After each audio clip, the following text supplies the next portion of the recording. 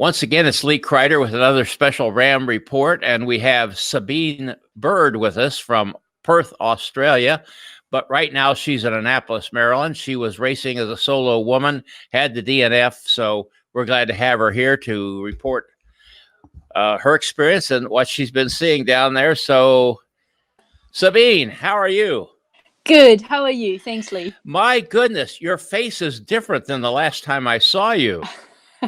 Older? 10 years older, at least? No, you kind of got round there a little bit. Yeah.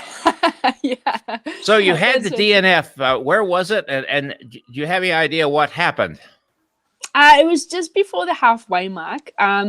We were going quite well. The body was going well. The legs were going well. The head was going well, which I was very surprised about after 1 week of racing.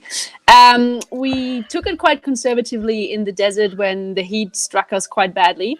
And I thought I got out of it okay. What happened is that over the 7 days, a few things happened. First of all, I had tremendous saddle sores, but I can't complain because an awful lot of other people had the same issue. But mine were nearly on the brink of infection, I think.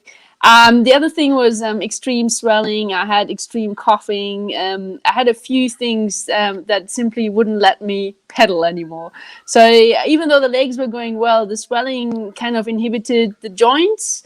They were quite sore. The saddle sores didn't let me sit on the saddle, which means every time I started off a shift, it took me about an hour to be able to sit on my saddle. You get used to the pain, huh? Yeah, I mean, I did an hour of riding standing up. I don't think that was the purpose. I think we were creeping at 3 to 4 Ks an hour at some point, and I thought, oh, gee, that might take a while. Yeah.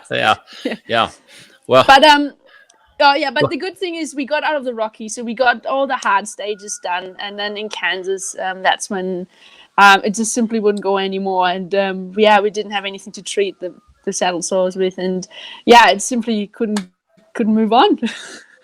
Simple as that, really. I always say to people, when you DNF on the Race Across America, you join an elite crowd. You join a very elite crowd. It includes Yuri Robic, who DNF'd twice.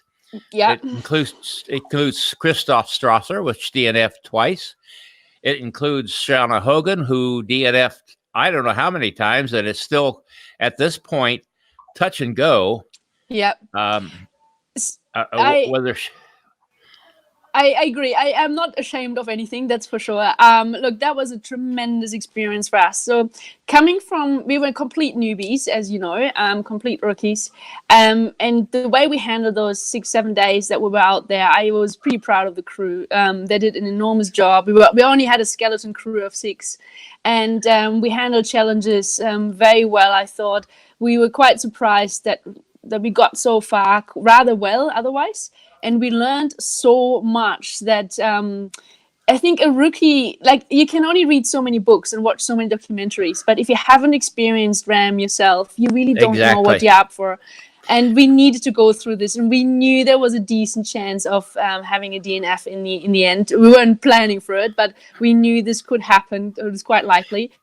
And we are not disappointed because we got so far, relatively speaking. And we learned so much that I have a really good feeling that if we put everything into place that we've learned, we have a seriously good chance next time to make it happen and make it to the finish line in one piece. I think that's a decent chance next time. Well, Sabine, there's no preparation for RAAM that will let you know what it's about. Yeah, I fully agree. We learned that now. We knew, but we had to go through this first stage. I feel like we had to go through this DNF. It was part of the whole journey, and I don't regret a single thing. It was fantastic, and I was so impressed by the volunteers, the commissaires. Everyone was happy, and to be honest, overall, everything went rather smoothly for us. It's just part of that whole journey. Like, one day we're gonna be under that finish line, and we definitely gonna come back. With that kind of attitude, I think you will. Did you drive the route back, or did you leapfrog it? No, we did both. We did the Appalachians step by step as it was in the route book, and just to see what they're like. And they're certainly not nice, but pretty scenery at least. Can you give me a couple things you have learned on this that you will apply to your next attempt? I understand there's one in the works. There's a lot of things we're going to do. The first thing is I may have to do some saddle adjustments. That's probably the main thing. But I think if I just keep going with what I've done in the past, especially when it comes to the climbing, we need a little bit more climbing experience because we don't have it over in Australia. So we just need a few more hill repeats. The other thing is, I think we need a bigger crew as well, because it was pretty harsh on the crew for 6 days, let alone for 12 days. So we definitely going to come back with a bigger crew. But overall, we had a lot of tiny tips and tricks that we learned along the way that worked over time. But it would be nice not having to go through the first 3 days of learning and just, be with it straight away. There's a whole range of things, but certainly the comfort on the bike over 6 days, that's probably the main adjustment that needs to be done. Hey, listen, it's glad to have you on board. Thank you. Yeah.